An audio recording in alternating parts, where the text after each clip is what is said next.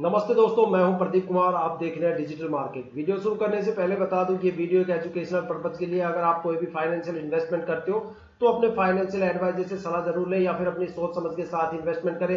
अगर आपको stock market में कोई भी फाइनेंशियल लॉस होता है तो उसके लिए ये वीडियो रिस्पॉन्सिबल नहीं रहेगी। तो चलो दोस्तों, वीडियो शुरू करते हैं। आज हम बात करने वाले HCL इन्फोसिस्टम लिमिटेड स्टॉक के बारे में।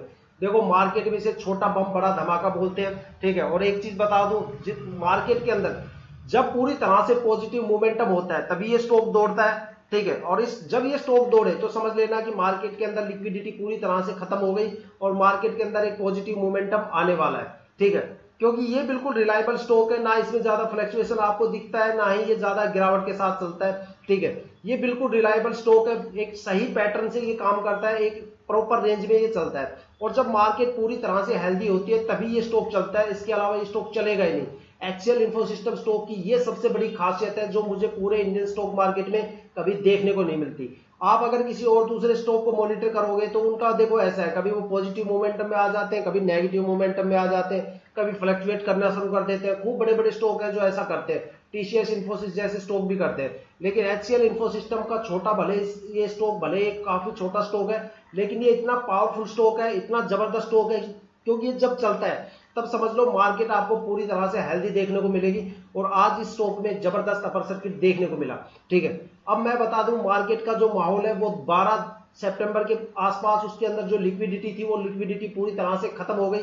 देखो, आधे बंदों को तो समझ में नहीं आता कि भाई लिक्विडिटी होती क्या है। सबसे पहले मैं लिक्विडिटी बता देता हूं, यही मोटा मोटा कंसर्न है। लिक्विडिटी का मतलब होता है महंगाई दर, और इंडियन स्टॉक मार्केट के अंदर जो लिक्विडिटी को कंट्रोल किया जाता है वो लीप ईयर में किया जाता है। इसीलिए leap year Indian stock market के लिए सबसे ज्यादा खास होता है, ठीक है। वर्ल्ड के हर एक स्टॉक एक्सचेंज का जो महंगाई दर को कंट्रोल करने का टाइम होता है वो अलग अलग होता है। यूरोप में अलग होता है, एशिया में अलग होता है, ठीक है। जब कोई भी स्टॉक लगातार 2-3 साल तक जबरदस्त परफॉर्म करते हैं तो वो लीप ईयर तक आते आते एक महंगाई दर को जन्म दे देते हैं। उस महंगाई दर को कम करना काफी जरूरी होता है, नहीं तो आम आदमी का जीना मुश्किल हो जाता है। और ये प्रिंसिपल स्टॉक मार्केट, सब्जी मंडी, अनाज मंडी, हर जगह पे एप्लीकेबल होता है, ठीक है। तो लीप ईयर के अंदर इंडियन स्टॉक मार्केट के अंदर जो महंगाई दर है, जो लिक्विडिटी है, उसको पूरी तरह से कंट्रोल किया जाता है। जिस स्टॉक के अंदर लिक्विडिटी सबसे ज्यादा होती है वो उतने ज्यादा पिटते हैं, वहां इन्वेस्टर्स की सबसे ज्यादा पिटाई होती है और वो उतने ज्यादा फ्लक्चुएट भी करते हैं। जिस स्टॉक के अंदर लिक्विडिटी कम होती है वो अपनी पोजीशंस बनाए रखते हैं या फिर वो वहां से पॉजिटिव मोमेंटम के साथ निकल जाते हैं।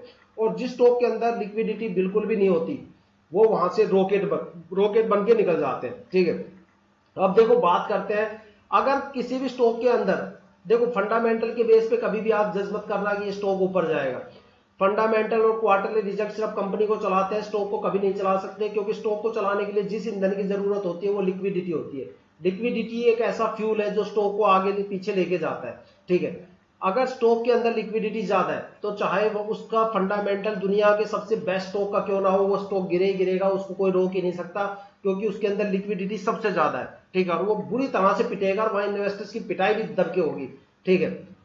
और अगर देखा जाए तो जिनके फंडामेंटल स्ट्रॉन्ग होते हैं, लिक्विडिटी बनती है उन्हीं स्टॉक्स के अंदर है। लेकिन HCL इन्फोसिस्टम में लिक्विडिटी पूरी तरह से खत्म हो गई। कल भी मैंने इसकी वीडियो बनाई थी और परसों भी मैंने इसकी वीडियो बनाई थी, ठीक है। मैंने बोला था कि 12 तारीख के आसपास इसकी लिक्विडिटी जो रेट है वो दर बदर मतलब स्पीडली, काफी स्पीडली यहाँ पे गिर रहा है। और इसकी जो लिक्विडिटी है वो कम से कम 11-12 तारीख तक पूरी तरह से खत्म हो जाएगी।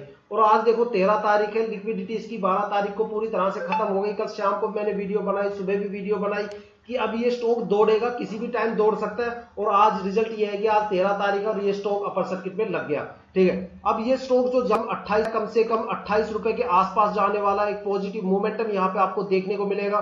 2 या 3 दिन तक स्टॉक में आपको जबरदस्त अपर सर्किट देखने को मिलेगा। यहाँ पे इंट्राडे खेलने की बिल्कुल भी भूल मत करना, नहीं तो आपका सारा माल समेट लिया जाएगा, उसके बाद आप शेयर नहीं खरीद पाओगे। लगातार 3 दिन अगर इसके अंदर अपर सर्किट लग गया तो सोच सकते हो ये स्टॉक सीधा 24-25 रुपए के आसपास आपको देखने को मिलेगा। आज ये सिर्फ 17 रुपए 16 पैसे या 17 रुपए 17 पैसे के आसपास है। कल ये स्टॉक आपको कम से कम 19 रुपए 30 या 40 की पैसे के आसपास देखने को मिलेगा और उसके बाद ये सीधा 22 पे चला जाएगा। मतलब एक हफ्ते के अंदर ये कम से कम 25-26 पे चला जाएगा। और अगर आपने अगर अभी तक आपने बाय नहीं किया है ये शेयर तो कर लीजिए, क्योंकि जितने डिले के साथ आप बाय कर रहे हो, समझ लो अपना कुछ ना कुछ परसेंट वहां पे लॉस कर रहे हो। इतने टाइम आपने होल्डिंग की और अब आप सोल्ड आउट कर रहे हो इसको, तो ये आपका सबसे गलत डिसीजन है।